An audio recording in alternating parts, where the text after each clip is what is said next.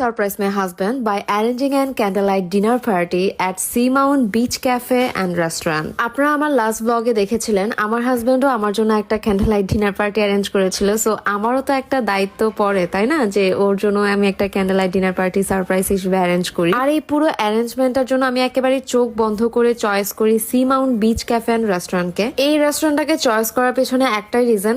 প্রথমত বলি, ওনাদের রেস্টুরেন্টের সামনেই আপনারা একটা বিচ ভিউ পাবেন, যেটা আমি একটু পরে আপনাদেরকে শো করব। ট্রুলি স্পিকিং, আমি আর আমার হাজবেন্ড যখন এন্ট্রি করছিলাম তখনও আমার হাজবেন্ড জানতো না যে কোন কর্নারে ক্যান্ডেলাইট ডিনার পার্টিটা অ্যারেঞ্জ করা হয়েছে। বাংলাদেশের বুকে এক টুকরো থাইল্যান্ড, এইরকম একটা কথা এই রেস্টুরেন্টকে নিয়ে সবাই বলে। এর পেছনে একটা কারণ হচ্ছে এই পুরো এন্টায়ার রেস্টুরেন্টটা কিন্তু একটা থাইল্যান্ডের ভাইবস দেয়। দেখতে পারবেন ওনাদের যে মানে টেবলস গুলো আছে সবগুলাই কিন্তু উডের তৈরি। Just look at this view.